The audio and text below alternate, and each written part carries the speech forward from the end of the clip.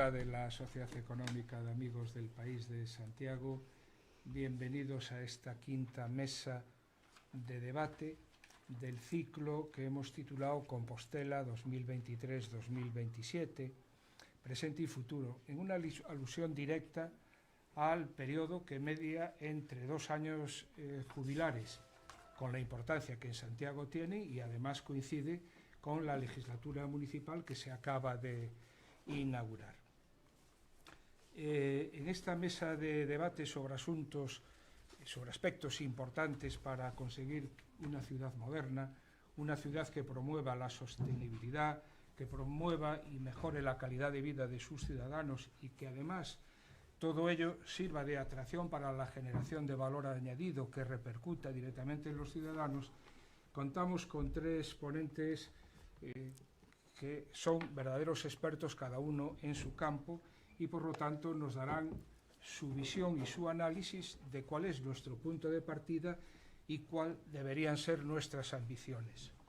Ruth Varela, que actuará de conductora de esta mesa de debate y presentadora de sus compañeros, Miguel Serrano y Enrique Seoane. Juntos abordaremos la importancia de la sostenibilidad en la arquitectura y en la planificación urbana para conseguir ciudades más humanas.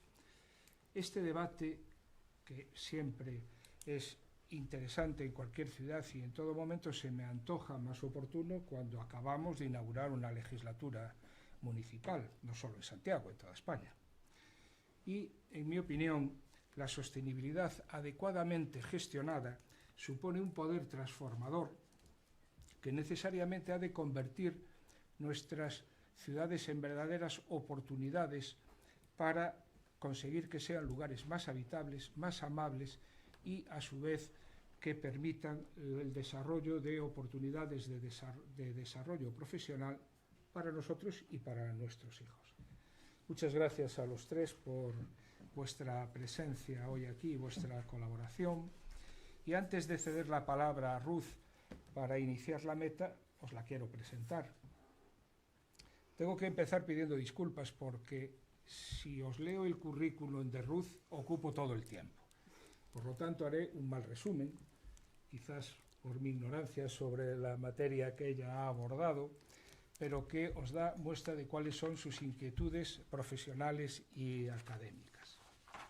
Ruth es arquitecto, es doctora por la Universidad de La Coruña, mención internacional, sobresaliente cum laude y premio extraordinario de doctorado por la Universidad de La Coruña. Máster en renovación urbana y rehabilitación. Su trayectoria profesional está centrada en la realización de proyectos singulares de carácter transversal: arquitectura, paisaje, naturaleza, cultura, cine, arte. Sus proyectos culturales, arquitectónicos y de diseño han recibido más de una treintena de premios, entre los que destacan el reconocimiento del jurado francés en las 18 Jornadas Europeas del Patrimonio y 4 premios COAG del Colegio Oficial de Arquitectos de Galicia.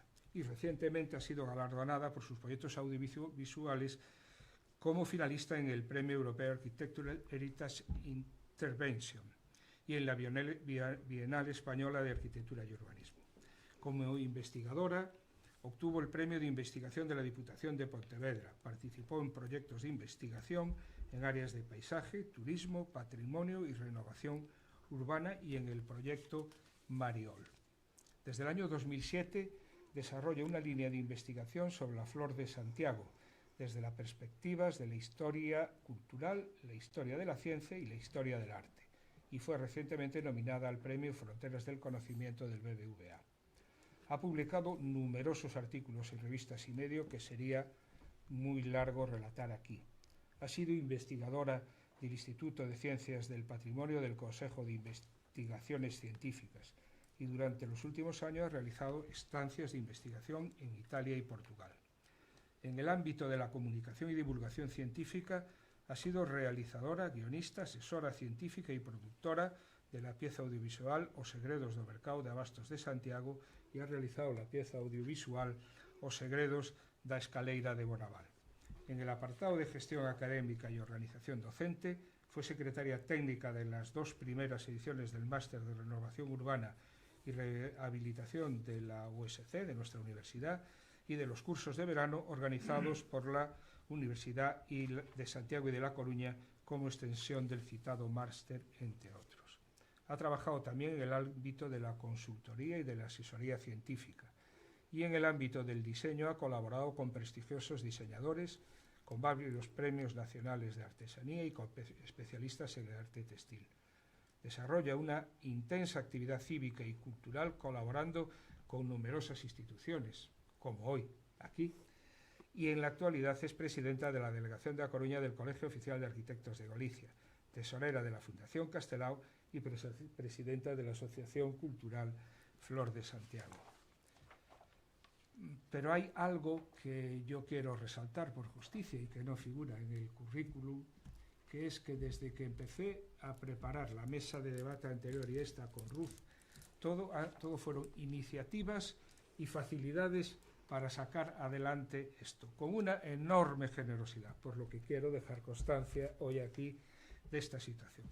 Muchas gracias, Ruth, y tienes la palabra. Muchas gracias.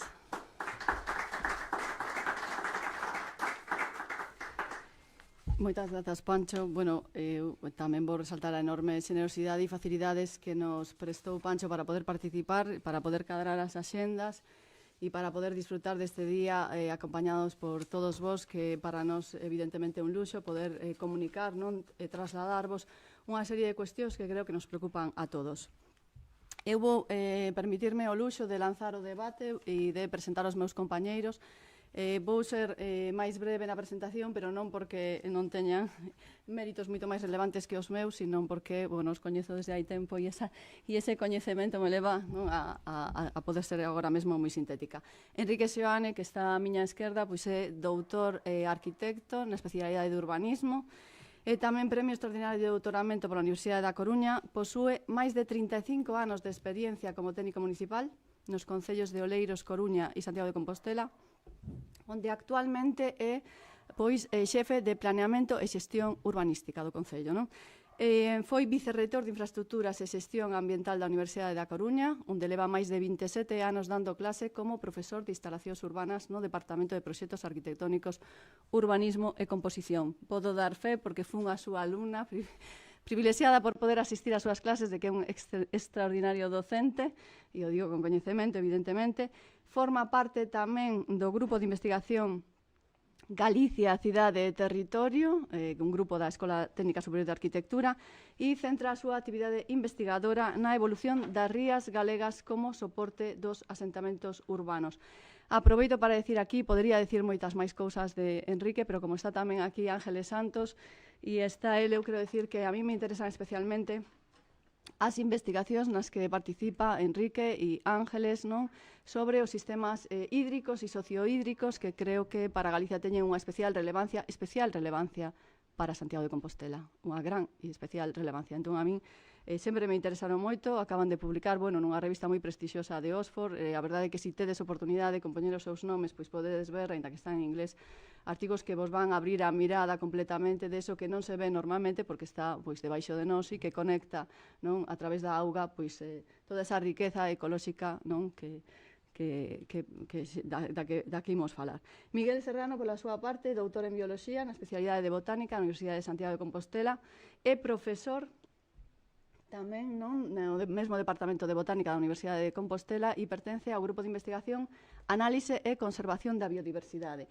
E a mí gustaríame resaltar un proxecto que ten, desde o meu punto de vista, fantástico, porque é un proxecto de ciencia cidadá, é unha plataforma que se chama biodiversidade.eu, tamén vos convido a ver este proxecto, que é un proxecto pois que permite, non, compartir coñecementos sobre as especies e hábitats naturais de Galicia, de Portugal e tamén do occidente ibérico. É un proxecto transversal e un proxecto no que se permite, non, pois involucrar a cidadanía no que é a conservación da flora ameazada.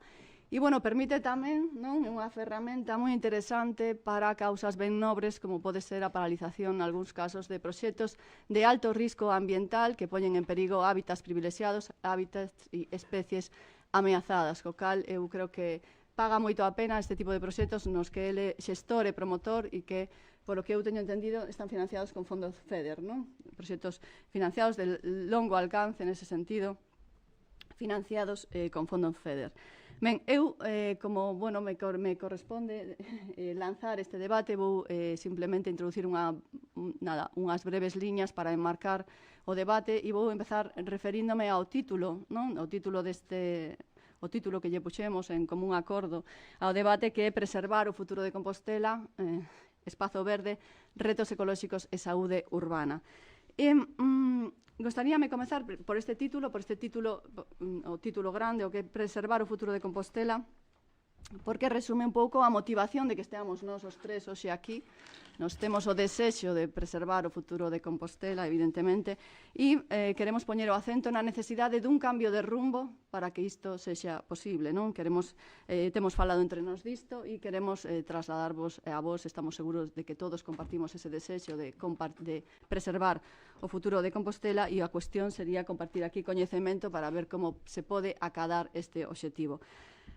Non podemos esquecer que estamos nun novo escenario, non? Que se define como antropoceno, onde os retos máis importantes que temos enriba da mesa son retos ecolóxicos. E os retos ecolóxicos son, en grande medida, retos sociais, de maneira que moitas veces se fala directamente non de retos ecosociais. Ben, eu creo que estamos nun dos momentos máis importantes da historia. A min venme moitas veces á cabeza esta reflexión de Borges cando decía que o momento máis importante da vida dun home pois era cando un home descubría quen era, non? Eu creo que estamos nun momento no que como humanidade, como colectivamente, non? Nos como pobo, nos como cidade, temos que descubrir quen somos. Ben, e quen somos nós e que é isto do antropoceno, non? Que nos está, digamos que, latexando, non? Pois este é un termo popularizado alrededor do ano 2000 por un premio Nobel de Química. O termo vende un pouco antes, non?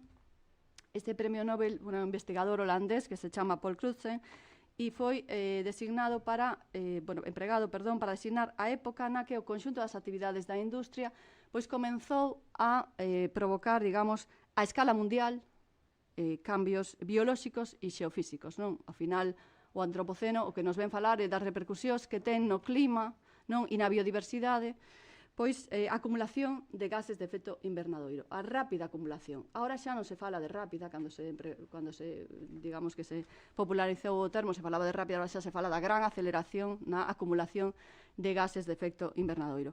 E nos fala tamén o antropoceno do que sería pois os danos irreversibles ocasionados polo consumo excesivo de recursos naturais. Ben, que acontece no antropoceno? Pois acontece que a saúde do planeta está cada vez máis comprometida, e coa saúde do planeta, evidentemente, está cada vez máis comprometida a saúde urbana e a saúde humana, non? Por iso, no título, puxemos retos ecolóxicos e saúde urbana, co cal, pois aquí xa digamos, está explicado o título, non? Ese interese que temos en trasladar estes temas. Podemos empezar en calquera momento a interactuar entre nós. Nos queremos, neste novo escenario, pois creemos que é moi interesante falar de Compostela, e creemos que é moi interesante falar de Compostela porque Compostela pode ser exemplar. E isto nos parece moi motivador, nos parece interesante, nos parece motivador, e pode ser exemplar porque pode volver a ser, non polo que é, sino porque pode volver a ser un gran espazo verde, productivo e multifuncional. E aquí ven outra parte do título, digo espazo verde e non espazos verdes, espazo verde productivo e multifuncional, porque en xeral os espazos verdes en plural, non? Os espazos verdes de Compostela e de tantas outras cidades, non? Foron convertíndose en illas cada vez máis fragmentadas que foron perdendo a súa funcionalidade, foron perdendo a conectividade ecolóxica, foron perdendo a biodiversidade, foron perdendo a auga. Por iso hai que regalos, porque perderon a auga, que son os sistemas hídricos naturais, dos que tamén falan nos seus artigos Enrique Seoane e Ángeles Santos, que estaban por aí detrás, non? E foron perdendo a súa capacidade de estruturar a cidade. É dicir, os espazos verdes que na planificación teñen esa misión de estruturar a cidade, pois realmente non teñen esa función, non? Na realidade non a teñen. Compostela está, pois, frente unha oportunidade histórica. Isto é o que nós queremos trasladarvos, porque gracias á relación que Compostela mantén aínda coa súa contorna, non? É posible aínda impulsar un cambio de modelo cara a unha cidade sostible, non? De forma pois neste caso moito máis sinxela e con menores custos de transición, estes custos que necesitamos para afrontar os retos ecolóxicos, que é do que se discute, non? Quen paga os custos de transición, pois con menores custos de transición que a maior parte das cidades. Por iso Compostela pode ser exemplar. Compostela ten aínda a oportunidade de reconectar co seu territorio, non? Para impulsar ese cambio de modelo productivo. Non hai cidade sostible sin unha base productiva sostible. É dicir, para que unha cidade sexa sostible necesitamos un modelo productivo sostible, non? E o que temos, evidentemente, non é un modelo saudable que poña o foco pois na restauración ecolóxica, na produción de proximidade e nas infraestructuras verdes. As infraestructuras verdes, estábamos comentando antes no café, bueno, o termo infraestructura sempre dá lugar un pouco a engano, ao final as infraestructuras verdes son unha serie de estrategias para a restauración ecolóxica, non? Para incrementar a resiliencia do territorio neste contexto de retos ecolóxicos. Non son estradas ou sendas pintadas de verde ni nada similar, é dicir, son estrategias para desandar un camiño andado, non? Nunha dirección que nos leva pois a uns riscos que non imos poder soportar de forma de boa forma, vamos a decirlo así, non? Compostela atópase fronte á oportunidade histórica do que sería desligar o desenvolvemento económico do deterioro ambiental, que ao final é máis importante. Nos temos que conseguir eso, ese é o gran reto social, ambiental, socioeconómico, non? Por decirlo de unha maneira. Ese é o reto. Que nos poidamos desenvolvernos económicamente, pero sin deteriorar o medio ambiente. Porque se seguimos xuntando esas dúas patas, pois seguimos no mesmo camiño que, por iso, temos que facer un cambio de rumbo, non? Hai un documento aquí que eu recomendaría a lectura a todos, que é un documento do 2010, que supoño que moitos coñecedes, que é o borrador da Estrategia Verde, non? Redactada polo equipo de Albert Cuchí, dirixida polo arquitecto catalán Albert Cuchí, no que se establece pois, un marco conceptual moi interesante, non? Un marco conceptual que a día de hoxe sigue plenamente vixente, unha pena que nese momento non se tivera xa posta en marcha pois as medidas, non? Esa estrategia, non? Ese marco conceptual, no que se propón pois, aproveitar as potencialidades físicas e patrimoniais da cidade para ese cambio, non? Para ese cambio de modelo, para desenvolver un proxecto urbano sostible. E para iso que propón Cuchí? Pois propón aproveitar un dos patrimonios máis valiosos da cidade, do que, bueno, nos coñecemos, pero non somos ás veces conscientes que temos, non? Que é o que el chama metabolismo social da cidade, que é, noutras palabras, pois a forma, non? É un patrimonio noso e ademais moi querido, non? Que é a forma en que nos relacionamos co medio natural, non? Que herdamos dos nosos non? Que fomos herdando a través do tempo, que fomos perdendo tamén, pero que aínda conservamos de alguma maneira, non? É dicir, non, desde o punto de vista así máis técnico, é a maneira, neste caso circular, en que os habitantes consumían e procesaban enerxía e recursos do medio natural. O que defende Cuchí no documento da Estrategia Verde pois é que é necesario transformar o modelo de cidade, basicamente baixar o seu perfil metabólico, non? Para recuperar ese metabolismo circular das sociedades tradicionais. E defende, por suposto, que é necesario renaturalizar a cidade, que é unha das cousas, nada máis, unha das accións ou unha das líneas de acción, non? Que se teñen que facer para esa recuperación. Ben, como cidadás, non sempre somos conscientes da inmensa influencia da planificación urbana e territorial na saúde. Aquí temos a Enrique que nos poderá falar moito disto, non? Pero a planificación urbana e territorial evidentemente influe no aire que respiramos, na auga que bebemos, en como nos desplazamos, na actividade física que podemos facer ou non, nos espazos que habitamos, non? Realmente influe en todo, no acceso aos alimentos. E digo acceso aos alimentos nun momento en que estamos ás portas dunha crise alimentaria que non sabemos a gravedade que pode chegar a ter, pero xa estamos, e de aí a especulación co prezo dos alimentos, non? E ao mesmo tempo, pois, escoitamos falar de toda esta serie de termos que non sempre son, digamos, coñecidos, non? Pois como poden ser as infraestructuras verdes, a conectividade ecolóxica, os servizos ecosistémicos, a xusticia ambiental, a biodiversidade urbana, a agricultura regenerativa, non? A suficiencia alimentaria, ciclo da auga ou circularidade, non? Entre moitos outros. Pero temos que comprender, en relación a todos estes conceptos, que os actuais modelos urbanos e territoriais son moi deficientes.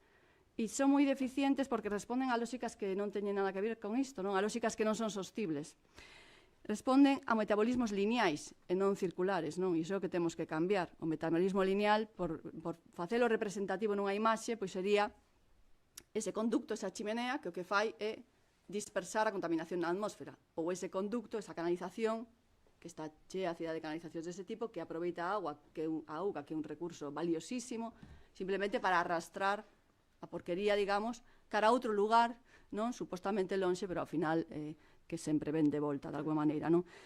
E o curioso aquí é que resulta moi difícil que os cidadáns non imaginen o moito que gañarían tendo en conta todos estes aspectos, e resulta moi difícil que os cidadáns trasladen á xenda de acción política todas estas necesidades que ao final son necesidades cruciais, as necesidades cruciais que temos hoxe en día.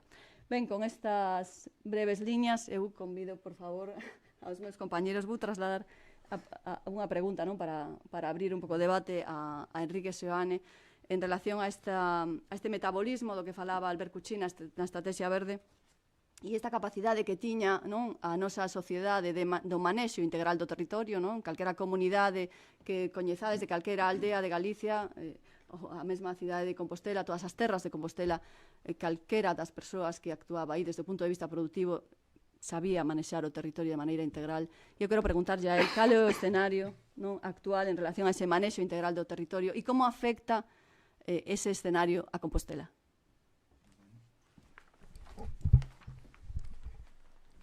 A ver, eu creo que despois do que nos contou Ruth, pouco máis habería que decir, non? Podemos agora, pois, non, hai que explícalo todo, comentar cousas, pero realmente tocou todos os paus dos que podemos falar en relación ao mundo urbano e ao seu territorio e as implicacións que teñen entre ambas realidades, non? A min gustame pensar, cando se fala de que necesitamos a natureza na cidade, necesitamos renaturalizar a cidade, necesitamos zonas verdes, necesitamos tal, velo desde a óptica da creación dese artefacto, dese invento humano que é o feito da cidade, o feito urbano. O mismo feito por unha sociedade, por uns animais que somos os humanos, do mesmo xeito que outros animais fan, que tamén se asocian e viven en comunidade e fan cousas. A nadie se ocurre pensar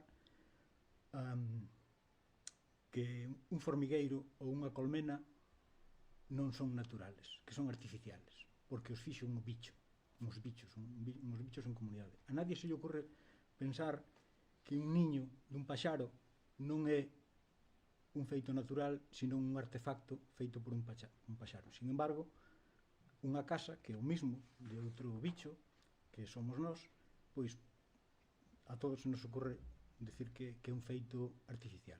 Entonces, que sea natural ou artificial importa pouco. O que importa é en que momento a cidade, e non todas lle pasa no mesmo momento histórico, non? Pois a Londres fai 3 séculos e a Santiago fai uns poucos anos, casi nada, como quen di, se aparta das leis de integración do feito na natureza. Nun ecosistema máis amplio, podemos falar do ecosistema do planetario ou podemos falar do ecosistema creado durante centos e centos de anos desde que a xente habita estas terras de Compostela, entre o río Sare e Sarela, e se queremos entre o río Aríns e o Tambre, entre o río de Santa Lucía. Bueno, pois en que momento este feito urbano, feito por unha sociedade cos seus criterios, pareceres e posibilidades, se afasta do territorio, iba a decir que a mantén, si queremos podemos falar así, do territorio do que vive. Pois ese é o punto, non? Eu creo que ese é o punto donde podemos empezar a falar. Non fai nada. Si pensamos ás veces cos alumnos, que sempre falamos de o que foi os tempos históricos, de onde vimos, cal é a historia e tal, non sei que, a veces incluso falamos dos tempos xeolóxicos. Por que non? Ruth decía antes que eu traballo sobre as rías, sobre o feito urbano sobre as rías, fai tan solo 15.000 anos o mar estaba 30 km máis alá. Eso parece que nos esquecemos, fai 15.000 anos, nada, na historia da humanidade, que Santiago este agora afastada do seu territorio non incorporando como tal, como recurso, pois é un feito de un suspiro na historia nosa. Claro, que é que nos importa porque estamos aquí, e o tempo que temos é o tempo que temos. Podemos falar de xeneración, podemos falar de pequena historia, de historia local, podemos falar, pero isto hai que velo con unha certa perspectiva, pero isto que é así, nun momento, acelerouse brutalmente e pode ser unha liña sin retorno. É un pouco o que temos que realmente pensar e actuar, se queremos revertir. Até agora, teño falado con xentes, eu non nacín en Santiago, levo tempo vivindo en Santiago, e conozo Santiago por moitos outros motivos, porque evidentemente hai que conocer esta cidade, non pode ser arquitecto nin urbanista sin conocer isto. Pero decía Ramón Otero Pedrallo fai 50, 60, 70 anos, que Santiago era a aldea máis grande de Europa. E que quere dicir? Bueno, supoño que quere dicir moitas cousas, non vou interpretar o que decía, pero quere dicir que tiña esta relación total e absoluta co territorio. Como unha aldea traballa o seu interland, o territorio da súa parroquia e da súa aldea. En que momento se afasta Santiago deso? Podemos decir máis ou menos en un pequeno período de evolución que é o que pasa, non? Entonces, non é por considerar Santiago unha aldea, que non é un término peyorativo, sino un termo de relación co territorio. Como podemos volver a recuperar a cidadanía de Santiago mismo volva a sentir ese latexo da vida, bueno, porque cultivar é a vida. Os alimentos na cidade son o que a relaciona ca vida. Non podemos apartar, pensar que a vida nace nos supermercados. Neses traballos que falaba Ruth, ou que falaba Pancho sobre o mercado de Santiago, vese perfectamente. É necesario que a cidade, Santiago é paradigmática e ademais é perfectamente posible, sea capaz de alimentarse básicamente do seu interland. E non tanto, non estou pensando do seu territorio inmediato, dos vales de Aríns e da Maía. E non estou pensando en que sea algo que interesa simplemente porque é un alimento seguramente fresco, seguramente máis sano, seguramente máis saudable, e todas estas cousas foron saindo no que contaba Ruth, senón porque ademais non nos queda máis remedio. A administración fixo un gran esforzo nos anos 50 e nos anos 60 facendo concentracións parcelarias para todas as parroquias do término municipal de Santiago.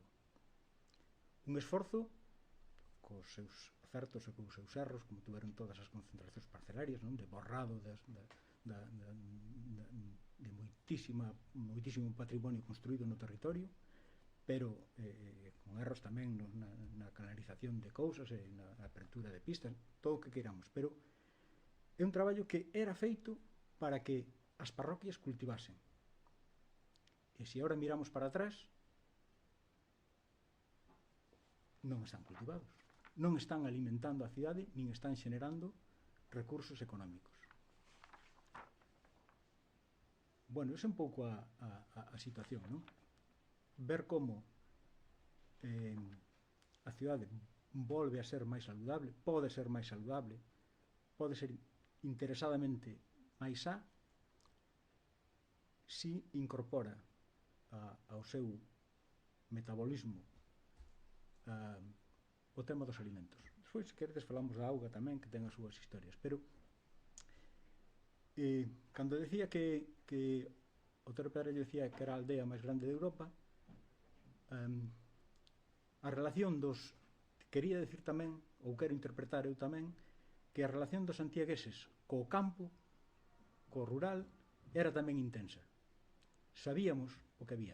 Realmente, eu viví na Coruña casi desde que nací, non, aos 5 anos, en fun a Coruña, pero a relación co campo era intensa sempre, non tanto na cidade da Coruña, sino porque todos tiñamos aldea.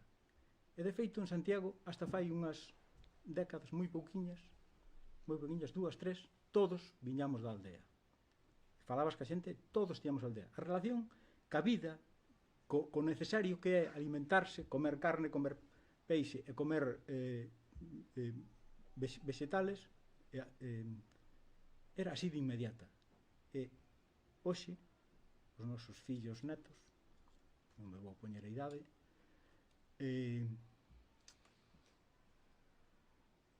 cando empecé a estudiar tiña un compañeiro que viña de Bos Aires e decía que ali a xente pensaba que o leite comprábase como calquer zumo ou calquer viño nun supermercado. Non tiñan relación nunha gran cidade co de onde veñen as cousas. E, lamentablemente, estas últimas xeneracións de rapaces están desprendidos da vida. Non saben, dentro de pouco, non saben o que é ver un polonteiro posto na mesa. Non identifican. Collen o cacharro de merluza, pero non saben o que é unha merluza. E iso é algo que hai que volver a retomar a vida. Bueno, non sei, eu podo dar moitas voltas, pero... Sí, pero non por un tema bucólico, non por un tema bucólico, por un tema de absoluta necesidade. É dicir, a única maneira que temos de baixar o metabolismo de Santiago, que ao final son os recursos que necesitamos e a cantidad de territorio que sacrificamos en cada unha das cidades, non, galegas, españolas e europeas, etc. A única maneira que tenemos de baixar eses metabolismos realmente é volver á produción de proximidade. Si seguimos sacrificando territorio, é dicir, estamos acabando coa reserva de solo fértil, estamos acabando cos recursos, pois se incrementarán as crisis alimentarias, é dicir, que a única maneira de revertir é baixar o metabolismo. E para baixar o metabolismo temos que volver á produción de proximidade. Non é unha cuestión romántica, ni moito menos, é unha cuestión pragmática, de eficiencia dos recursos e de necesidade e de salubridade. E de salubridade. De comer máis sano. Vouche lanzar unha pregunta, Miguel, para que entres na conversa, que senón nos quedas aí un pouco... Eu quería que explicases un pouco cales son as funcións que teñen que cumplir os espazos verdes de Compostela e por que é preciso renaturalizar a cidade de Compostela, que é unha desas accións, desas líneas de accións que comentaba Cuchi na Estrategia Verde. Vale, pois, graciñas, Ruth. Antes de máis, queria dicir que eu realmente a miña aproximación ás cuestións de biodiversidade urbana é relativamente recente, que eu basicamente dedícome a cuestións de análise evolutivo e de conservación de flora ameazada, desas cosas extrañas, moi escasas, paisaxes prístinas. E despois foi que me empecé a pensar que, bueno, e por estas cosas que nos rodean, que non miramos, que non sería máis interesante que empezáramos a ollar para elas e incorporalas. Entón, por iso quero agradecer moito a Pancho, a Real Sociedade, a ti, Ruth, que me permitises estar aquí, porque seguramente vou aprender moito da interacción no debate contigo, con Quique e coas persoas que están aquí presentes, onde si tentarei lanzar algunhas ideas e recoller outras, ¿no? Porque xa dicía que estas cosas que non vemos son as que temos que incorporar, renaturalizar. Para mí non é un conxunto de actuacións que podemos implementar na cidade, sí, pero sobre todo antes é renaturalizar a nosa forma de ver o mundo, mudar a nosa ollada e entender que como consecuencia faremos ese tipo de cousas. Temos que mudar un pouco o paradigma, aprender a ollar, a mirar as cousas que até agora non víamos. Antes existían pues as cosas consumibles, as cosas de mirar, e existían as maravillas, cosas de mirar, de ollar, que son as maravillas. E por aquí o que temos son moitas pisabilias, cosas de pisar e de non reparar nelas, e deberíamos de incorporalas ás cosas maravillosas, ¿no? que temos que considerar parte do noso entorno. Por qué? Porque esta renaturalización entra moito en conexión co que son os servizos ecosistémicos. Servizos ecosistémicos sempre entendidos como esta visión un pouco mutualista. Servizo ecosistémico é un concepto que parte un pouco do utilitarismo da natureza, ¿no? Pero de alguna maneira é bidireccional. Servizos ecosistémicos, que son os que nos ofrece un ecosistema ou conxunto de especies que viven nun territorio, son os que guardan relación co concepto de espacio verde. Eu prefiro espazo verde en Compostela que espacios verdes. Pero Compostela, como todas as cidades, é un espazo verde difuso. Hai lugares onde espazo verde, a natureza, aparece máis concentrada en maior densidade, un parque urbano, que un Alcorque, por exemplo, e lugares onde aparece máis dispersa, pero sempre hai presenza de vida. E ese conxunto urbano, esa interacción entre os organismos, entre as plantas, os animais, microorganismos, fungos e nós, as persoas, no espazo que nós xeramos, físico, é o que constitúe un ecosistema. Un ecosistema pode ser o ecosistema que temos na uña dun dedo ou o conxunto urbano. Os servizos, as melloras na nosa habitabilidade, a nosa calidade de vida que ofrece esta relación ecosistémica son os servizos. Están catalogados aparte pola Unión Europea. Un servicio ecosistémico fora do ámbito urbano típico pode ser, por exemplo, a presenza nunha zona de elevada pendiente dun bosque que no contexto de chuvias diminúe a erosión. Bueno, pues ese bosque está producindo un servicio ecosistémico que nos beneficia aos seres humanos e que pode ser cuantificado en termos económicos, en termos de usabilidade, etc. No ámbito urbano, os principais servicios ecosistémicos, que son os que nos teñen que ofrecer o espazo verde difuso e que nos podemos fomentar, de moi diversa maneira, pues obviamente son os coñecidos. A ruta apuntou algúns, no? Por exemplo, a calidade do ar, no? No caso de Compostela non é especialmente grave, pero estamos nun contexto global onde a Organización Mundial da Saúde recoñece que cada ano morren por problemas de saúde respiratoria por interacción con contaminantes urbanos 7 millóns de persoas. No ámbito español, Madrid é no ámbito europeo, Madrid, xunto con Brescia e Bérgamo, unhas cidades con maiores índices de contaminación de dióxido de nitróxeno, con unha elevada porcentaxe de mortes. No noso ámbito galego hai dos grandes principais contaminantes ambientais, o dióxido de nitróxeno e a que se chaman as partículas 2,5 PM, que basicamente é a interacción do dióxido de nitróxeno co de xofre e co amoníaco. Problemas con este tipo de... No ámbito do noroeste ibérico temos Porto e temos tamén algo na Coruña, Compostela, aínda tal. Entón, é evidente que a presenza de elementos deste espazo verde van a axudar a reducir estes efectos sobre a saúde pública, non? Eso é un servicio ecosistémico clásico.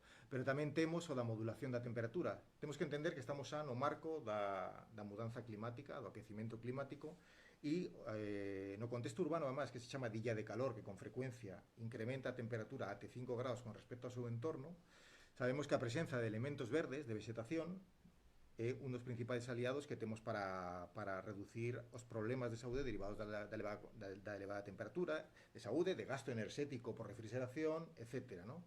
Aparte sabemos que as cidades, históricamente, unhas están máis preparadas e a reacción ou incluso a mortalidade que se dá diferente segundo os territorios. Por exemplo, en Sevilla, no sul da Península Ibérica, a mortalidade se incrementa asociada a vagas de calor por encima de 41 grados. En cambio, as tasas de mortalidade en lugares da cornisa cantábrica, aínda máis frescos tal vez que Santiago de Compostela, como si son Oviedo, empezan a incrementarse a partir de 26 grados. De alguna maneira, até os seres humanos están como menos preparados, ¿no? Por exemplo, non só son os céspedes, non só son as árbores, as que son as grandes aliadas en protección de sombra. Recentemente tive a fortuna, xunto con Patricia Martín do Departamento de Afolosía e Jesús Aboal do Departamento de Ecoloxía de participar nun proxecto patrocinado polo consorcio que, digamos, estudaba un pouco os efectos que podía ter a vegetación difusa que aparecía nos pavimentos de Santiago de Compostela, ¿no? E simplemente quero decir que é moi notorio, non sei se alguén tivo oportunidade de velo publicado ou divulgado en algún sitio, pero é moi notorio como porcentaxes moi pequenas de cobertura vegetal como a que se dá no pavimento da zona bella, que son menores típicamente do 10%, eran capaces a nivel do propio chan de descer a temperatura 30 graus.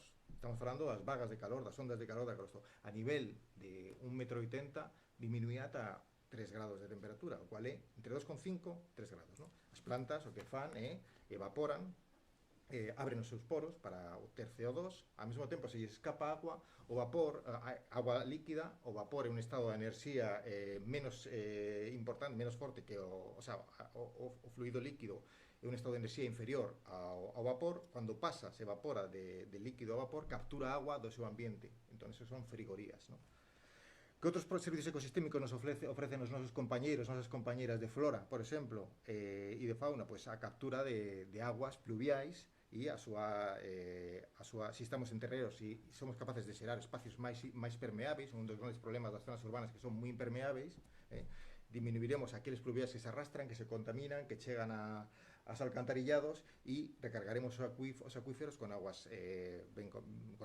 non contaminadas, ¿no? E, por supuesto, un servicio ecosistémico clásico son, obviamente, os psicosociais, os emotivos, aqueles que nos permiten recoñecernos con noso continuo con a natureza. E nós o que propomos é incrementar esta densidade do espazo verde para tamén satisfacer este espazo.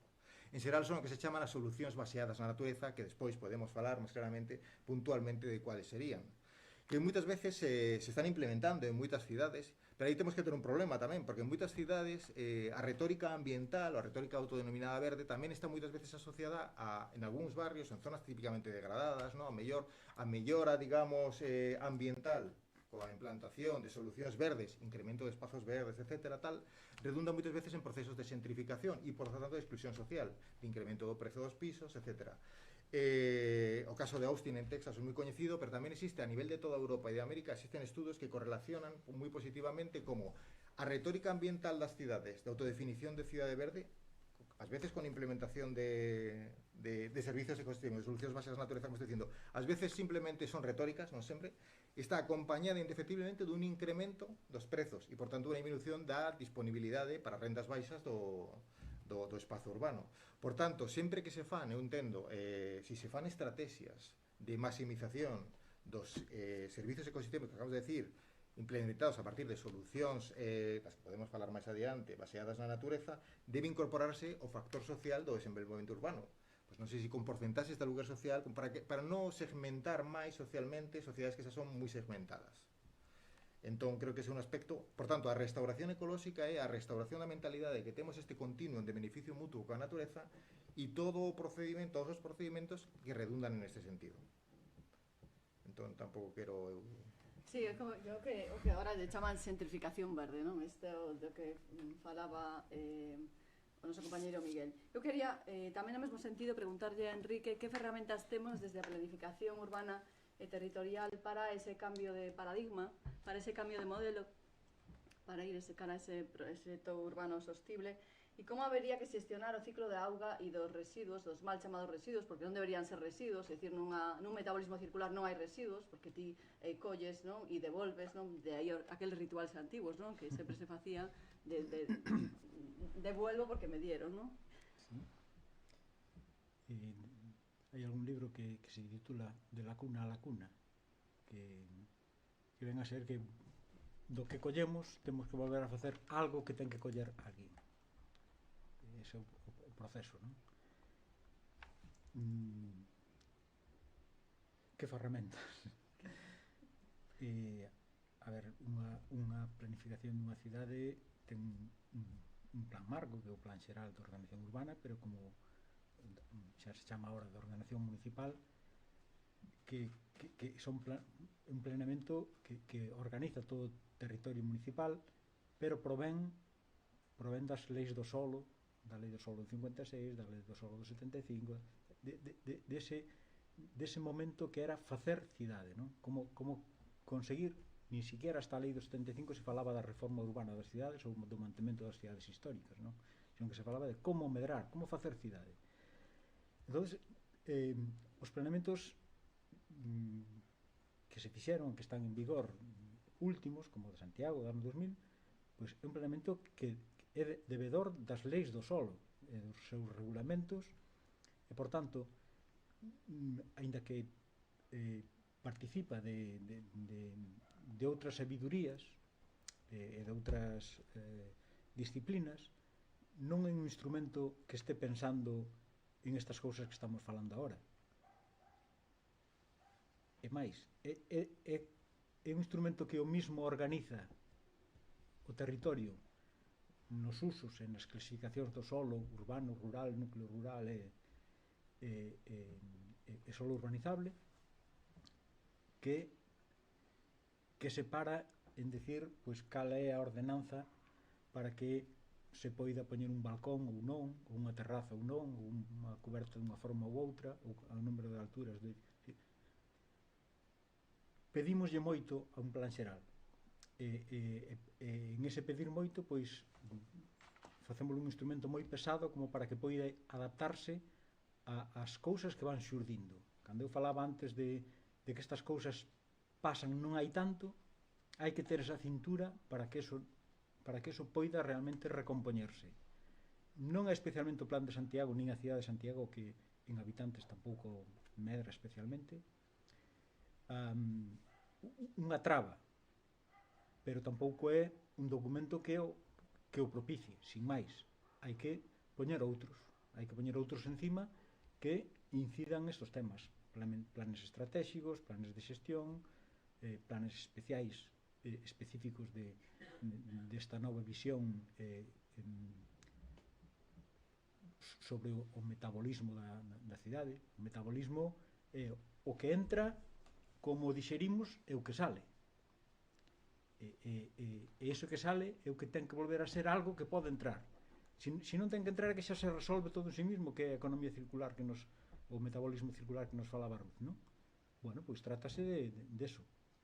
En que ámbito? Pois está claro que non vamos a pensar que en Santiago vamos a producir peixe, podemos producir grelos, hasta ahora, se queredes. Pero sí que esa relación co territorio, cun territorio vivo, donde haxa xente que vive deso para eso e vive en ese territorio,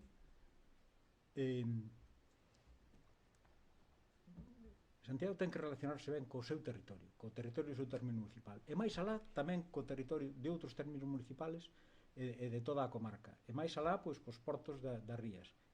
Esas son as relacións que hai que manter desde o punto de vista metabólico. Está claro que as cousas que nos veñen nun móvil van ser sempre insumos externos. Un móvil non se vai a producir aquí, ou sí, non sei, Televés, si anda con esas cousas. Pero os temas básicos de enerxía e alimentos, auga, que forma parte dos alimentos e da vida, ter unha excesiva dependencia de moito máis alá non é o camiño, máis ou menos. Sí, esto totalmente de acuerdo. ¿Qué? No, bueno, comenta, sí. No, que non sei se como sí. igual podíamos así facer máis que nada porque eu creo que o tema ás veces cando se fala de renaturalización nos incorporan aspectos como precisamente o enerxético, ¿no?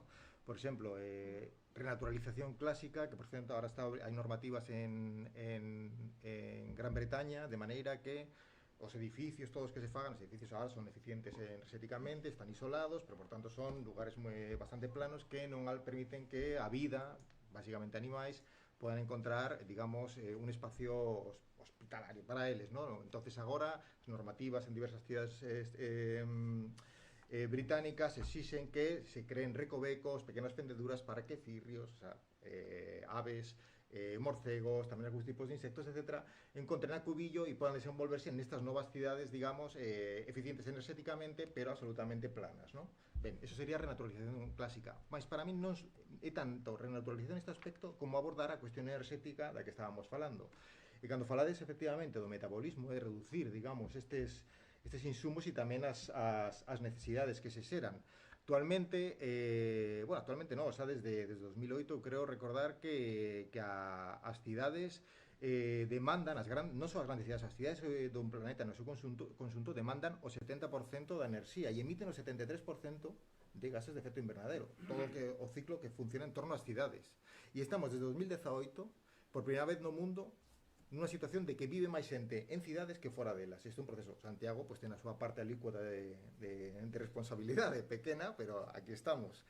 Nese caso, a cuestión de diminuir o metabolismo nos aspectos enerxéticos é non só colocar espacios para as aves, que tamén, sino temos que pensar que por que non se patrocina un uso máis descentralizado, máis distribuído, máis democrático da enerxía, porque habría que buscar fórmulas de facilitación que xa existen, ahora non é complicado, ¿no? Colocar non só falamos do que decíamos as agrupacións, digamos, enerxéticas, pero tamén, digamos, para as comunidades de propietarios, fomentar que, digamos, a distribución de paneles solares sobre tellados. Non, na cidade histórica non, a cidade histórica é outra cousa. Non.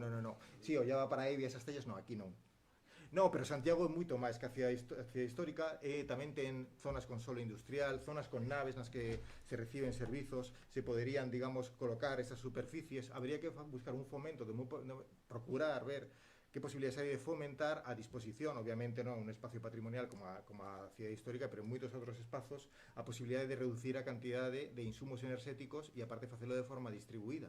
porque así estaríamos reducindo o noso metabolismo e a nosa demanda e non estaríamos, digamos, porque a cidade exixe de moito do seu territorio, non? Falábamos antes de estas liñas que van chegar desde as pasadeiras en Carnota que poden afectar algunhas zonas, incluso de Carballera, do propio Concello de Compostela. Nos demandamos moitísimo. Poderíamos reducir a nosa pegada ecolóxica tamén neste aspecto, e hai ferramentas para poder potenciar eso. Só se trata de investigar cuáles poden ser e aproveitar as que se existen.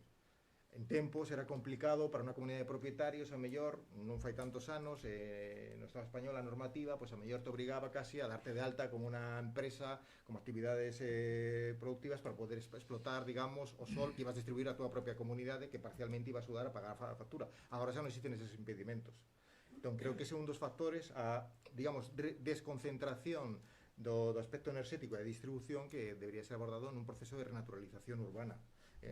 Aparte, nun momento actual donde no noso entorno, no caso galego, vemos perfectamente como se está, digamos, está un pouco sobredimensionada o modelo de produción enerxética denominado renovable. Estamos nun momento no que a rede actualmente está sobresaturada, a rede de evacuación está saturada. Estamos nun momento onde a demanda de enerxía eléctrica, non da outra, a nivel do Estado español está diminuindo, a eléctrica só, E, sin embargo, estamos promovendo moitos máis espazos de produción, moitos máis parques de produción eólica, por exemplo, a veces en lugares moi sensibles. E se está disminuindo un pouco tamén porque se está incrementando o autoconsumo disperso en moitos sitios. Cuidado, falamos da enerxía eléctrica, non falamos de outro tipo de enerxías que tamén deberían ser abordadas.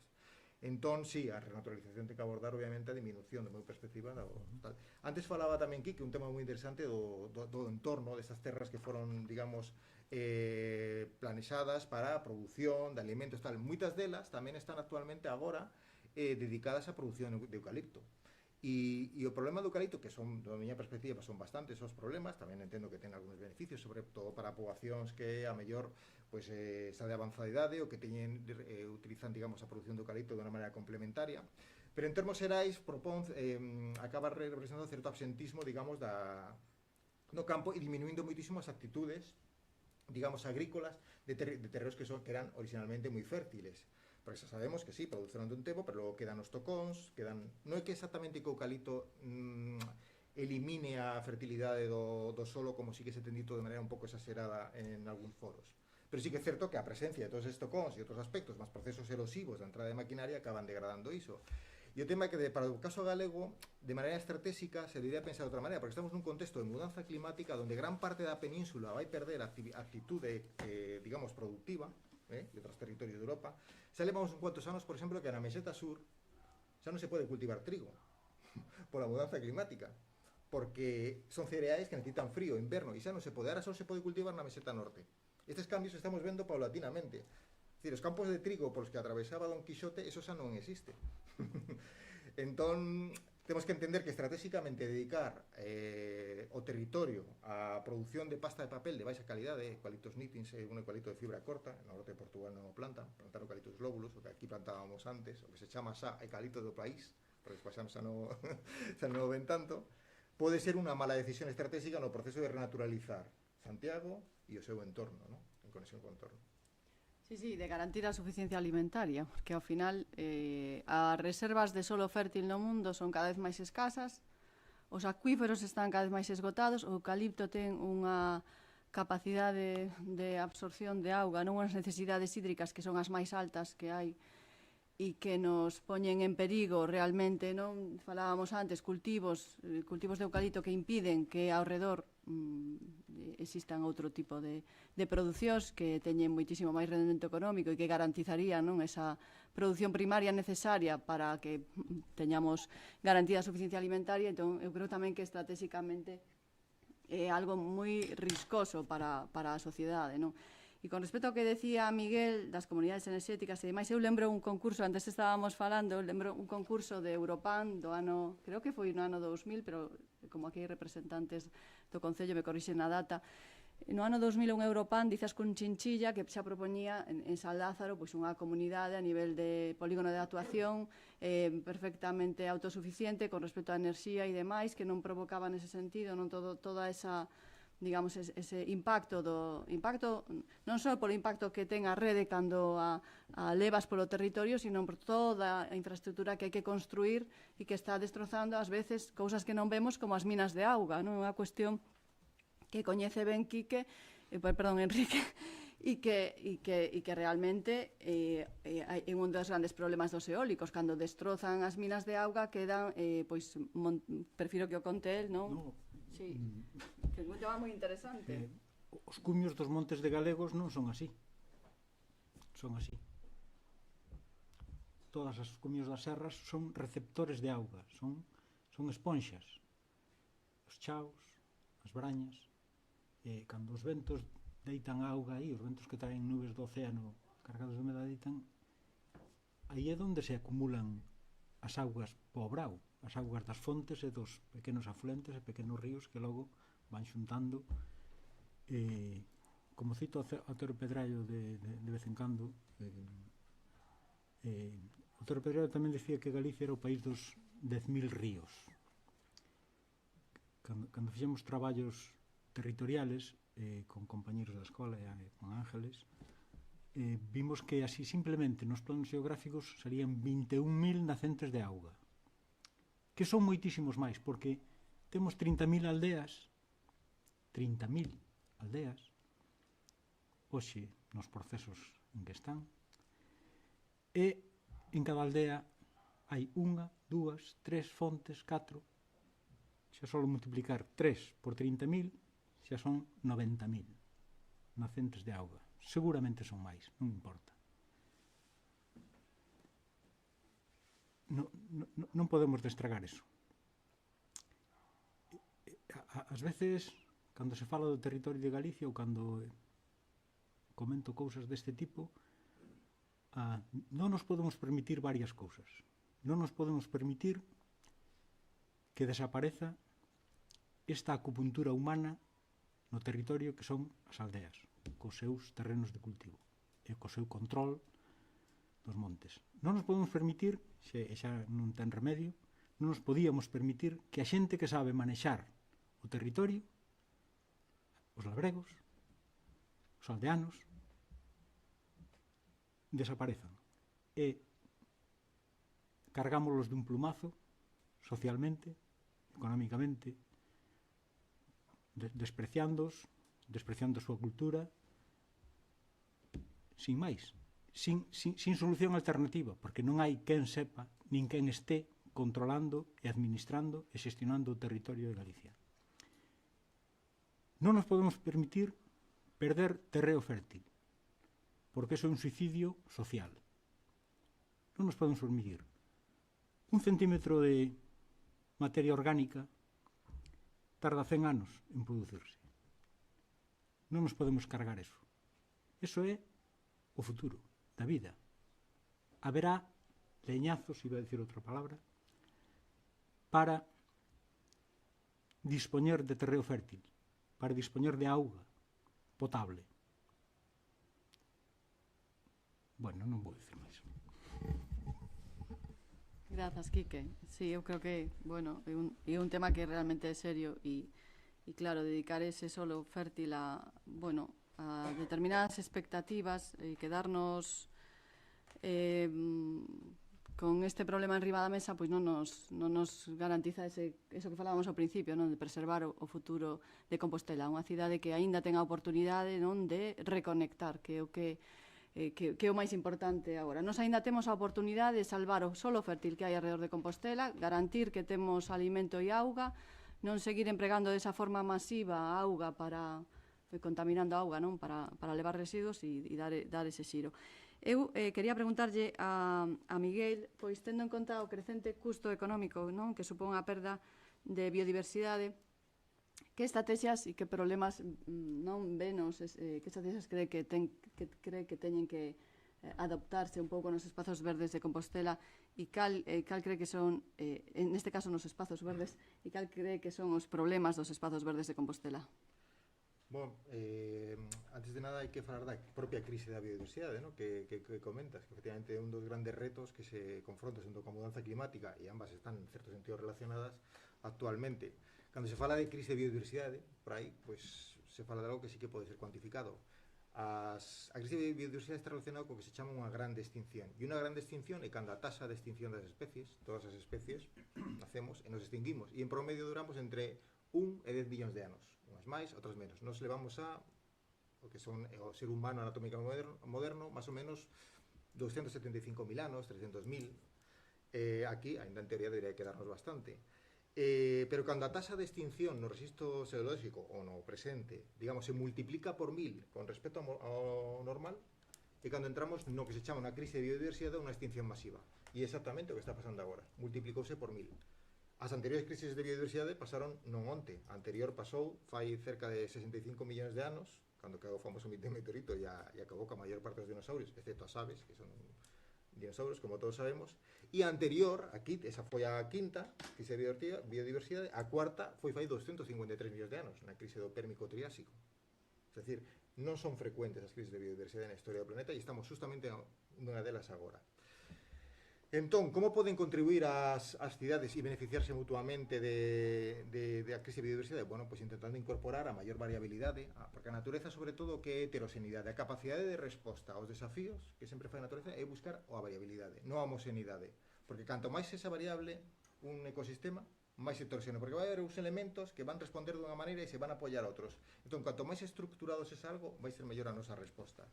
Entón, como vamos? Por eso eu insistiría de novo, máis que nos espazos verdes, que poden contribuir individualmente, sería o grande espazo. Como podemos incorporar, como podemos incrementar os niveis de biodiversidade xeral, como a nosa cidade pode participar dunha estrategia global, ¿no? De alguna maneira. E, bueno, aparte dos aspectos que temos falado, todo de renaturalización está relacionado, pues teríamos que aproveitar, por exemplo, os cauces que temos, que saben, en certa medida, si funciona, de feito, inspirado tamén por aquela estrategia verde que falaba especificamente das branxos áreas, súa restauración, ¿no?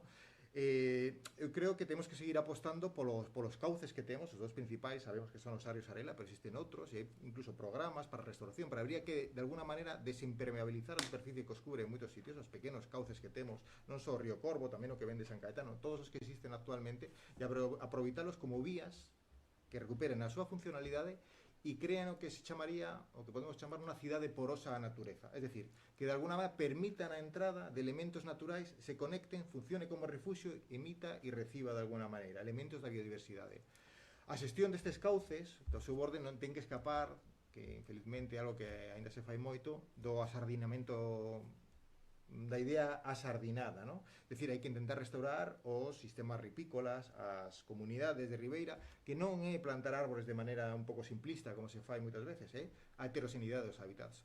Devolver, educar a mirada, ¿no? De novo a ollada, para pensar que determinadas formacións de mato son moi ricas, moi biodiversas, que albergan polinizadores, que albergan aves que consumen determinadas pragas, que se producen interaccións moi valiosas, e que o sistema de mosaico, onde se poden e deben incluir na medida posible os sistemas agrosilvopastorais tradicionais, deben, é o que realmente produce entornos biodiversos e moi resilientes aos efectos da mudanza climática, de contaminacións ou de cualquier outros. Entón, os cauces son os nosos grandes aliados, pero para iso temos que intervir, temos que, algúns sitios decían a desalambrar, pois que sería a desadoquinar, que tamén se dice en outro sitio, en algún sitio. Hai que volver a facer esas medidas de restauración. Hai moitísimos aspectos, falábamos antes do tema da infiltración das aguas, ¿no? E de por que as cidades moitas veces son impermeables. E moitas veces aqueles lugares onde se producen acumulacións de agua, a solución enxeñeril clásica foi eliminar a concavidade, colocar máis cemento, xerar superficies planas que acaban ao mesmo tempo derivando agua por outros sitios, provocando inundacións noutros sitios, e moitos sitios tamén arrastres de aguas que en principio están limpias e se contaminan por contacto con os contaminantes que están no propio chano urbano. Entonces estropeamos un recurso moi valioso. Entonces, desas solucións baseadas na naturaleza que se están implementando en moitos sitios son os que se chaman sardíns de chuvia, os sardíns impermeables, onde no planexamento se localizan moitas zonas do entorno urbano onde se poden incorporar pequenos parches de diversidade e biodiversidade, onde o solo, non para crear unha braña, pero sí un espacio onde pode crecer flora, digamos, higrófila, pero para evitar a acumulación de agua, digamos que o sistema, o substrato, ten un sistema de gravas suficientemente de un tamaño suficientemente grande para permitir a percolación e evitar, digamos, a contaminación destas aguas que aí quedan paralizadas e se infiltran, ¿no? Existen os tellados verdes, ¿no? A cobertura, bueno, isto habría que administralo en compatibilidade na medida posible co tema da democratización enerxética que falábamos antes, pero os tellados verdes son elementos moi interesantes donde, digamos, se aproveita, digamos, a flora e se fomenta para, digamos, crear coberturas que ao mesmo tempo capturan agua, reseneran o aire e ao mesmo tempo tamén diminúen a temperatura urbana, que é un aspecto moi importante, como decíamos, no contexto de mudanza climática. Que máis aspectos que hai que facer? É que se poden repensar moitísimos aspectos, deberían irse incorporando paulatinamente. Por exemplo, as podas. Eu creo que hai que repensar as podas, o concepto de poda que facemos. Hai outros territorios onde hai tal vez máis amor ás árbores, onde que predomina é o arborismo. E entón a persoa que poda sempre é unha ou un arborista. E o arborista se distingue do podador porque nunca, digamos, cortaría a desmoche. O que se fai, por exemplo, Xapón sería un lugar paradigmático, pero hai outros territorios no norte de Europa, ¿no? Onde realmente se estuda a árbore, se ve que tal vez que ponla pode ter algún tipo de problema, é esta que se toca sempre con un estudio moi cuidadoso, e o que fai que provoca árbores moito máis sanas e moito máis resistentes a rupturas. Co cual eliminamos unha responsabilidade moi importante no caso de danos, porque moitos árbores que se están podando de maneira bastante, iba a dicir asilvestrada, pero non, asilvestrado é positivo, digamos, hiperhumanizada e pouco empática da natureza, acaban resultando problemáticos no sentido que en determinados vendavales, debido a que presentan doenzas ou, digamos, debilidades estruturales, poden acabar provocando danos sobre as persoas ou os coches que están debaixo. Entón, hai que mudar a perspectiva de poda e eu creo que hai que orientarse cara ao arborismo, ¿no? Estaríamos un pouco no ronsel de outras sociedades máis amantes da natureza, non estaríamos innovando nada novo. Es que son tantas as cousas, por exemplo, nós temos unha enorme cantidad de pradeiras urbanas, que son os relvados, os céspedes que temos. Son lugares que están, bueno, que teñen moi pouca diversidade, que, por exemplo, no entorno do campus se cortan cada 15 días, ou cada 5, ou cada semana, no verao sempre as tasas de corta son superiores, e por que non emulamos os antigos prados de sega ou de dente? De dente, cando superaba 30 centímetros, entraban os animais, os de sega, que tiña aquí, no caso do contexto do noroeste da Península Ibérica, pois 3 turnos de sega anual, onde digamos, as ervas crecían a determinado nivel. Eses prados que vemos, eses prados que os que víamos Heidi de pequeno idealizamos, pragados de flores, e que non son os prados que temos agora no campo, os prados que temos agora, a maior parte deles, estes hábitats de prado tradicional casi desapareceron. Os que temos no campo, basicamente, teñen pues, unas 3-4 especies de tipo forraxeira. Un prado destes dos que estou falando ten hasta 300 especies de flora, e poderíamos replicarlos aquí simplemente disminuindo as turnas de sega. Nun metro cuadrado poderá haber hasta 11 especies de gramíneas, máis outras especies de outro tipo. 300 especies de flora son estes prados idealizados da nosa paisaxe emocional cheos de flores que podemos ter nunha memoria que algúns só temos visto a mellor pues non sei, en viaxes ou en fotos antigas, ¿no? Isto tamén será interaccións con moitísimas outras especies, as polinizadores, etc. Estamos nunha crise de polinización moi grande. A maior parte dos polinizadores, moitos deles están desaparecendo polo uso de sanitario, de fitoquímicos, etc. E a maior parte dos polinizadores, cuidado, están tendo un pequeno problema que é casi contraintuitivo e non se di moito. A abella doméstica está desplazando aos polinizadores naturais, as abellas salvaxes, que son moitísimas máis. E os estudos todos dicen que aquelas plantas polinizadas por os polinizadores salvaxes son moito máis productivas, producen máis sementes e de maior calidade que as polinizadas polas abellas domésticas. Por qué? Porque a abella doméstica ten unha tendencia a non moverse do individuo, a polinizar a todas as flores. Por tanto, isto produce pobreza xenética da propia planta. As polinizadores salvaxes se moven entre todos. Bueno, pois axudemos con estes prados, ¿no? Bueno, hai moitas máis cosas, pero non quero monopolizar, así que... No, igual... tamén está ben que intervades e que contades algunhas cousas e tal, non? Eu tiña así algunha cousa na cabeza que anotei aquí para non olvidarme, porque falando das segadoras das cortas que lle pegan no campus sur, no campus Vida,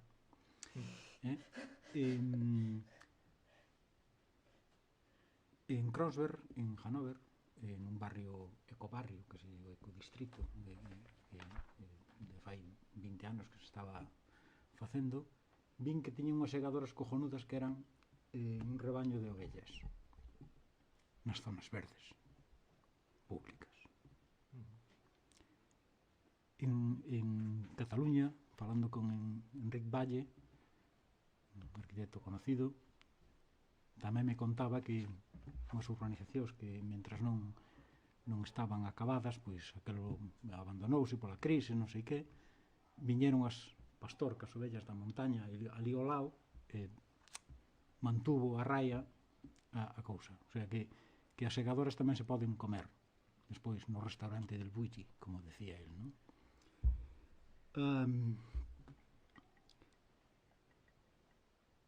hai máis diversidade biolóxica nos terreos antropizados, cultivados, que no mato así, sin máis, non na selva amazónica, sino no mato, nestas cousas que pasará se estes terreos antropizados os abandonamos.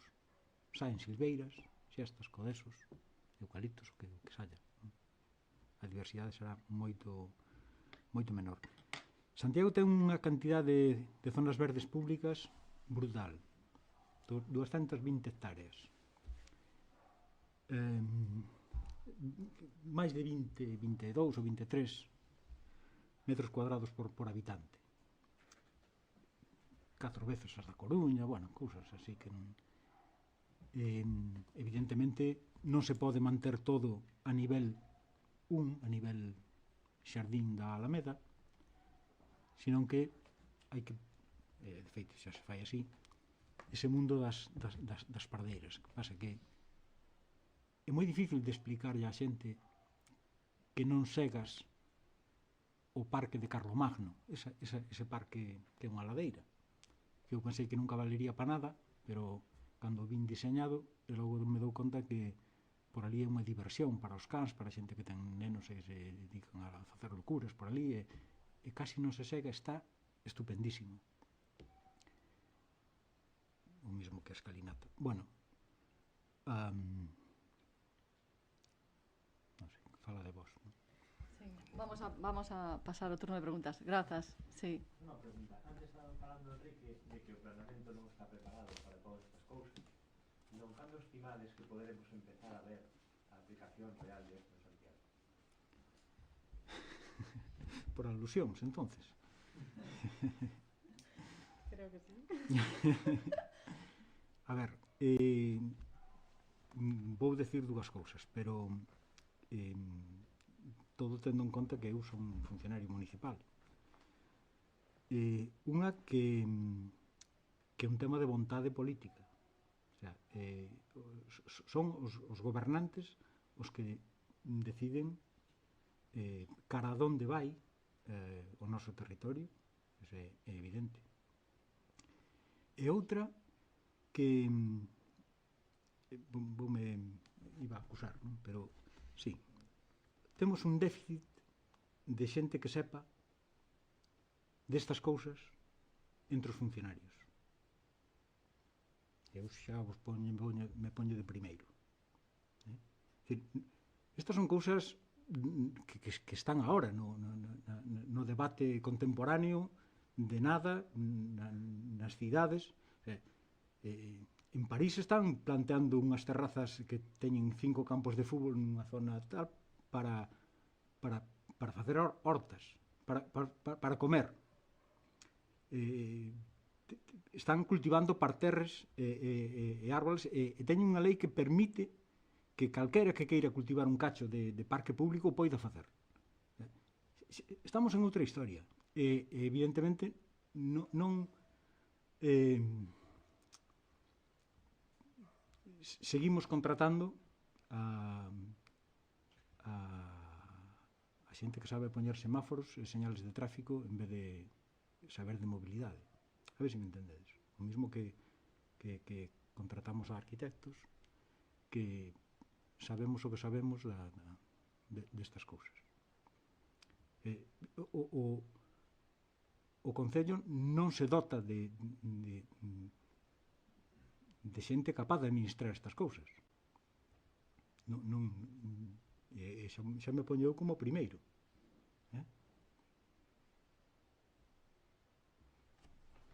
Pero un pouco por seguir con esto que comentas. Pero entón o que necesitamos son tamén ferramentas, que non hai. Ou por lo menos ferramentas humanas. No, aparte de ferramentas humanas, antes falaba, cando lle preguntaba a vostede por que instrumentos podería haber ademais do planeamento, non? E falaba de planes estratégicos, entón faltannos todas esas ferramentas, ademais das ferramentas humanas. Sí. Pero faltanos eso. Pero esas ferramentas hai que dotarse delas. E sobre todo tamén falta implicar a cidadanía. Sí. É dicir, todos temos que os funcionarios e os políticos correspondientes en cada momento indudablemente, os políticos en este caso son os que teñen que ser proactivos pero hai que implicar a cidadanía. Sí, sí. Porque todos temos que, de algún xeito, opinar da cidade na que queremos vivir. E se isto non se fai así, ninguna ferramenta destas vai a ter éxito. Sí, efectivamente. Tamén por alusións. Os políticos deben mercar as ferramentas, pero a sociedade ten que entender que se se gastan esas ferramentas é porque son boas e necesarias. Sí, logo hai unha cuestión de información, é dicir, para desenvolver todo isto hai que informar a cidadanía. Se a cidadanía non está informada, pues tampouco pode reclamar algo que descoñece, non? E isto tamén pode ser unha función da administración. Xan. Bueno, vou a seguir a liña de Quique por alusións tamén, xa que acabo de entrar na corporación, en que teño experiencia pasada. Eu dúas reflexións. A primeira, cando falaban aquí de planes estratégicos, etc. A min sempre me pareceu fascinante en todos os planes estratégicos, case de calqueira cidade, que aparezcan asuntos como o biopolo, por exemplo, Santiago, correcto, é unha liña estratégica. O sector da madeira, correcto, unha liña estratégica. Nunca aparece a produción alimentaria como sector estratégico dunha cidade, en ningún plan. É algo que ven por influencia divina e que pasa polo gal e se chega a tua mesa. Pero ninguna cidade se plantea estratégicamente que ten que ser un sector a potenciar. E máis unha cidade como a nosa, ou un municipio como o noso, con 200 e pico kilómetros cuadrados, fundamentalmente rurais, o potencial que hai enorme. Problema, promover que a xente recupere os usos do rural, evitar que o sinalou Quique moi acertadamente a pérdida do know-how, os labregos históricos que van perdendo, que eso non se recupera, non queda escrito en ningún lado esa experiencia, pero como incorporar toda esa produción a canles de suministro Falamos deso, se queres. que chegan á cidade. E logo a segunda por alusións, que evidentemente necesitamos dotarnos de ferramentas dentro das restriccións legais que teñen os concellos, que son moitas, necesitamos facer plans, pero fundamentalmente necesitamos educar a cidadanía. Porque un político, por exemplo, onde vivo eu, Salgueiriños, non queremos que corten as ervas que saen nos cantos das beirarrúas. Non quero que se corten. Se sube hasta 2 metros e impide o paso de alguén, sí. Pero non quero que se corten. Pero a demanda é que se corten. Queren que eso este impecable. Vai levar un proceso longo educar a cidadanía para que empece a asumir esos conceptos, esas praderías naturais. O sea, como deixes un anaco dun parque sin segar, o sea, vas a estar 15 días recibindo chamadas e queixas. Evidentemente vas ignorar. E co paso do tempo aceptarán que eso é positivo. Pero quero dicir que calquera medida que se tome ten que ir moi acompañada de pedagogía, insistencia. Aproveito para decir que hai unha rede de cidades pola agroecoloxía. Sí, coñezo. De Galicia só está apuntada a Llariz. Tampouco digo máis. Que ten un programa para esta legislatura, 23-27. Quería comentar, lo que comentas agora. Bueno, o único plan estratégico que coñece de Santiago foi o que se fixo na época, creo que era o Gallo, non? O Xerardo, non? Sí. Debo decir que nese plan sí se contemplaba, porque o que falaba de vostede en relación ao tema das voltar a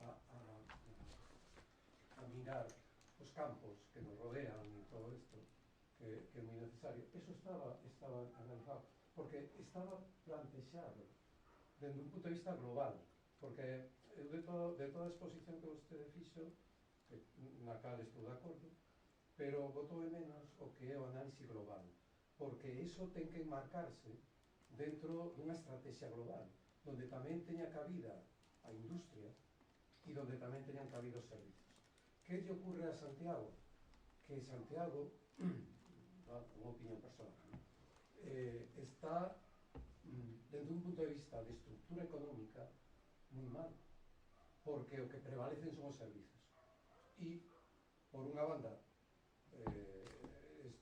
nos olvidamos dos campos, que hoxe, ademais, é verdade, é unha oportunidade, porque neste momento, coa revalorización que estamos dando todos, non?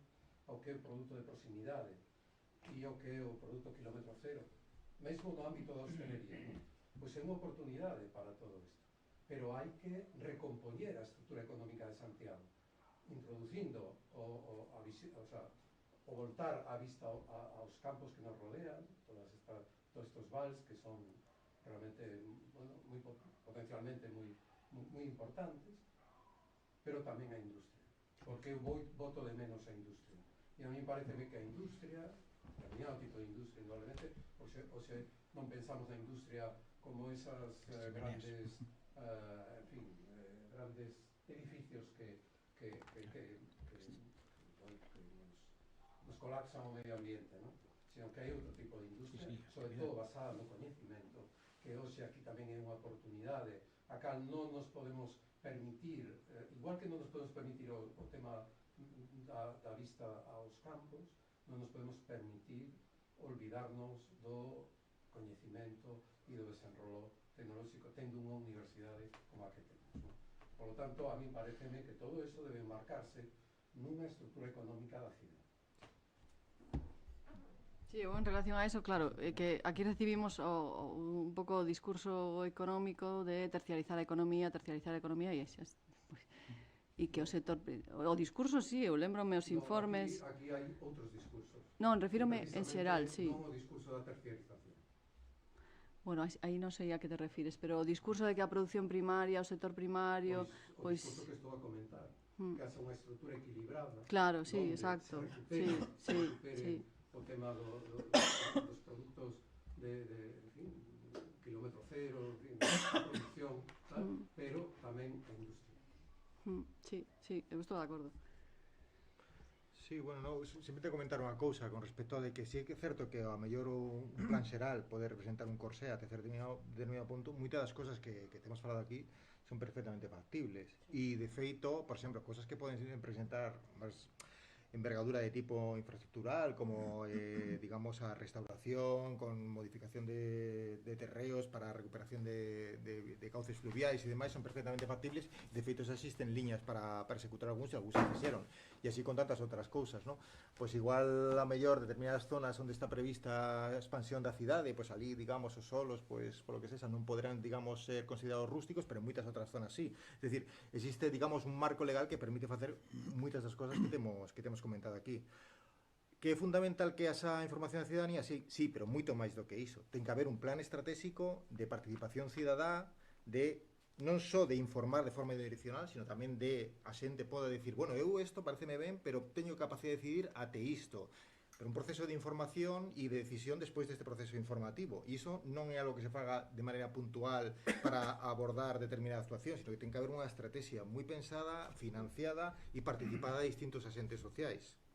Sí, e ata certo punto consensuada. Por iso, simplemente por comentar, digo que así a importancia, digo tamén porque como un dos aspectos que me tiñas preguntado a min sobre a importancia de determinadas institucións bastante implicadas no que, digamos, o que a xestión da biodiversidade e a naturalización, eu quería sacar na medida do posible a cuestión, esa pateta un pouco quente ou máis ben fría do Xardín Botánico de Santiago de Compostela, ¿no? A que temos falado moitas veces, como unha institución máis que como observatorio ambiental debería de contribuir na cidade nese proceso de información e de participación de diversos agentes, ¿no? E o Xardín Botánico de Santiago de Compostela, como sabemos, é simplemente un ente paraexistente, non existente, unha sucesión de terreos expropiados nunha beira do río Sarela. Históricamente en Santiago de Compostela pois houbo ata os anos 60 un xardín botánico entendido como xardín no campus do que ahora se chama Campus Vida, que foi medio abandonado cando un catedrático de turno abandonou o seu sitio e inda por riba nos anos 60 un rapaz se colou no xardín botánico e comeu unhas vagas venenosas da tropa belladona e morreu, que foi a puntilla a consideración do xardín botánico. Con posterioridade nos anos 80, a finais dos 80, se elaborou un novo proxecto, se creou un padroado que participaba o consorcio, a xunta, a universidade, expropiaronse terreos e en orixe se falaba de 12 hectáreas en ambas beiras do río Sarela. Finalmente se expropiaron e creo que actualmente está en 4 hectáreas nun lado onde hai un elemento non só ambiental sino patrimonial, hai 2 muiños, un do século de San Domingos, penso que é do século XVI, etc. Pero qual é a relevancia que pode ter un xardín botánico? Un xardín botánico non é unha colección ni de plantas ni de árbores, é sobre todo unha institución onde se fai investigación, faise divulgación e hai un espacio de conservación orientado precisamente a esa parte de xerar empatía coa cidadanía e funciona como un axente máis. Por tanto, creo que Santiago de Compostela, e sí que quero introducir a idea, debe recuperar na medida do posible esa idea, ten os terreos expropiados que aparte foron expropiados para co objetivo explícito de ser un xardín botánico, e se non se fai nada relativo a un xardín botánico, que non ten por que ser desde xa un xardín botánico definitivo, pero podría ser algo que sentase as bases de momento un espazo, terán que ser revertidos aos seus propietarios co conseguinte gasto social e perda. E eu creo simplemente que é importante introducirmos este debate nun contexto de renaturalización e ver si pode ser un axente importante, porque un xardín botánico é un espacio onde se investiga, onde se conserva o sermoplasma, onde se conservan as sementes, as esporas, tanto de plantas autóctonas como de plantas ás veces de cultivo tradicionais, o que é a variabilidade xenética esta que está actualmente perdéndose, é un espacio onde se pode entender e se pode, digamos, conservar, ¿no? Entón, bueno, simplemente nese proceso de asentes sociais implicados creo que este debería ser un dos aspectos a recuperar. Sí, de feito a Estrategia Verde xa plantexaba toda unha participación social, a Estrategia Verde non se implementou, xa indicaba que había que devolverlle á cidadanía o control de metabolismo social para que entre todos non fosemos conscientes e empregásemos as ferramentas para que as tivésemos nós para baixar o metabolismo social. Entón, bueno, isto ao final si pode ir a través dese cauce desa institución ou de outra maneira, pero que é unha cuestión esencial que ten que acompañar calquera plan estratégico. La sociedad económica participou activamente nun movimento que houbo fai 3-4 anos, xusto antes da pandemia, para reactivar a idea do xardín botánico. Efectivamente, había, penso que siga habendo despois de oíros a vos, ideas non encontradas, pero sí diferentes sobre o uso que se pode dar a esos terrenos que, se non recordo mal, son propiedade do consorcio porque foron revertidos da universidade ao non ser feito un xardín botánico. Exacto. Probablemente sea unha oportunidade para experimentar e concienciar a xente do que pode ser esta estrategia que plantexades. Tamén é certo que a cidadanía ven ás cidades para satisfacer necesidades. Esas necesidades foron mudando ao largo do tempo, non é o mismo a necesidade de un ciudadano castreso que de un ciudadano do siglo XXI, isto é evidente, pero de alguna maneira hai que atender esas necesidades. Por lo tanto, hai unha necesidade percibida polo cidadán que igual non coincide con a necesidade real que el debe ter. Nos non tiñamos necesidade de ter non sei cuántos aparatos de diálisis antes da pandemia, e ninguén demandou por eso. De repente apareceu un cataclismo social e demandamos isto. A necesidade estaba antes, pero non era percibida. E despois hai unha, quizás por deformación profesional, hai unha cuestión que me está dando voltas á cabeza e non sou capaz de atopar o encaixe en todo isto. A renda agraria é a máis baixa de todo o mercado, excepto nas rexións vitivinícolas, pero non só en Galicia nin en España, en toda Europa. A renda agraria é moi baixa. Un dos motivos da fuxida do campo hacia a cidade é mellorar en renda, e mellorar, polo tanto, en servicios, ainda que sexan servicios adquiridos a través da renda básica. Claro, un plantexamento deste tipo é complexo, requere tempo, posiblemente máis imaginación da que eu teño, pero gustaríame coñecer un pouco vosa idea de como mesturar isto para que a sociedade perciba como unha necesidade importante ou unha necesidade prioritaria o plantexamento ecolóxico e o plantexamento que estades a falar hoxe aquí. Sí, bueno, sempre por comentar unha cosa, eu creo que efectivamente as potencialidades económicas que pode ter, digamos, o sector primario, pues deben de alguna maneira ser fomentadas e apoyadas. Quero dicir, se ti desde a institución axudas a que as redes de distribución de proximidade sexan facilitadas, diminúes, por tanto, os intermediarios, de alguna maneira estás incrementando as marxes de beneficio. Podría ser unha das ideas, e así como con tantas outras cosas. Es decir, en algún momento casi estamos nunha situación de que a custodia do territorio por parte do sector agrario debería ser financiada de alguna maneira ou de alguna maneira, digamos, cofinanciada. Es decir, determinados usos do territorio a mellor deberían de ser facilitados con diminucións de impostos, etc. Porque están custodiando un territorio que ten moita valía e, como digo, ten moito valor estratégico non agora, pero igual dentro de 5 anos, 6 anos ou 10 ou 20, nun contexto onde a gran parte da Península Ibérica non vai ter actitudes, digamos, agrícolas, e aquí sí que vamos a continuar tendo actitude agrícola e disponibilidade de agua, igual estamos nunha situación máis favorable para os marxes económicos e son máis importantes.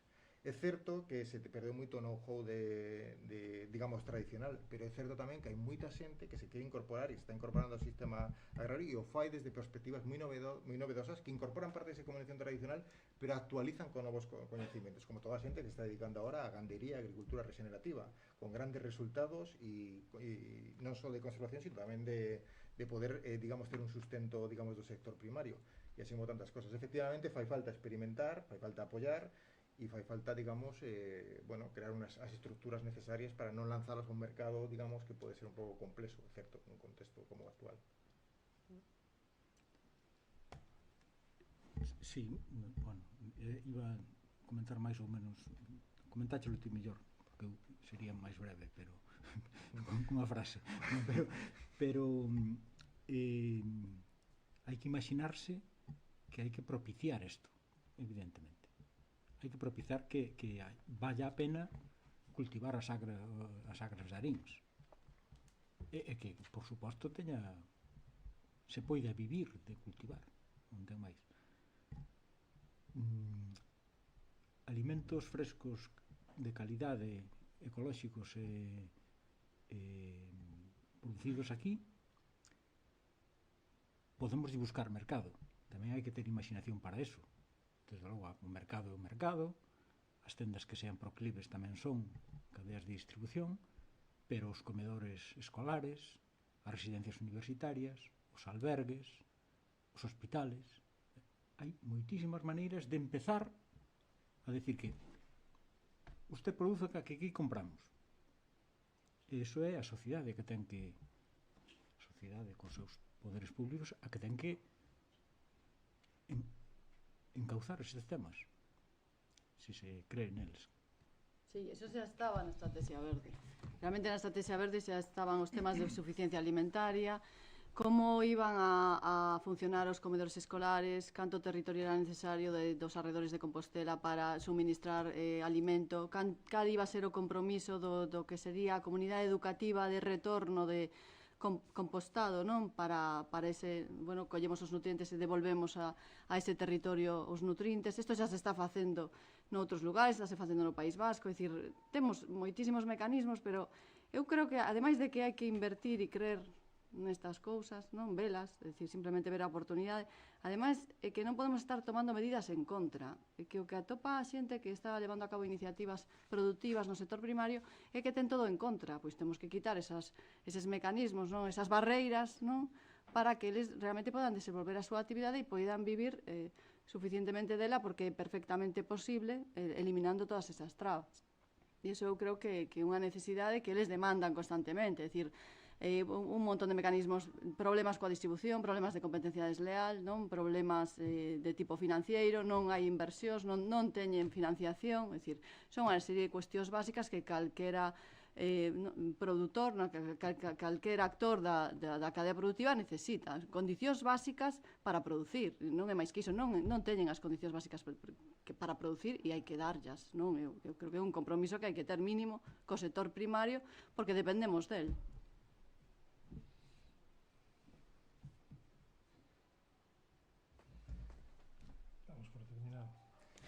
Muchas gracias a todos por vuestra participación y vuestras aportaciones a este debate. Por supuesto, muchísimas gracias a Enrique, a Ruth y a Miguel por su generosa participación hoy en este debate que cumple esos objetivos que la sociedad económica siempre tuvo y mantiene, que es el aportar un granito de arena a la sociedad en la que está inmersa. Y antes de despedirme, quiero recordaros que la próxima mesa de debate, como esta, tendrá lugar en el mes de septiembre. Hacemos un parón veraniego y se titula Infraestructuras públicas, uso y sinergias plataforma logística de mercancías Observatorio de la Ciudad. Es otro aspecto muy relacionado con las dos últimas mesas que hemos tenido.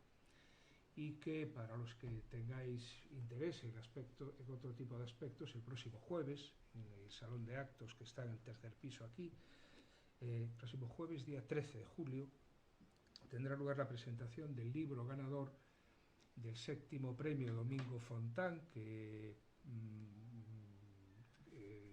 digamos promueve o creó la Sociedad Económica, que lleva por título Socorrer enseñando. Es el lema de esta sociedad desde hace 239 años.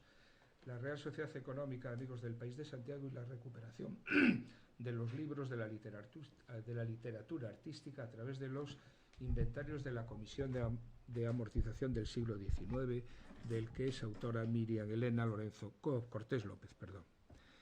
Y también después del verano reanudaremos el ciclo de conferencias de la Real Sociedad Económica y su patrimonio artístico. Esta será como la 7ª ponencia sobre el patrimonio artístico de esta sociedad. Se celebrará en esta misma sala de juntas, lo impartirá Ana Pérez Varela y versará sobre ese reloj que está en esa mesa aquí en esta sala. Es una pieza única y que, bueno, el que tenga interés es abierto al público como estos debates. Y como es habitual, aparte de daros las gracias, queremos que tengáis un recuerdo de vuestro paso por esta sociedad económica. O sea que... Muchas gracias.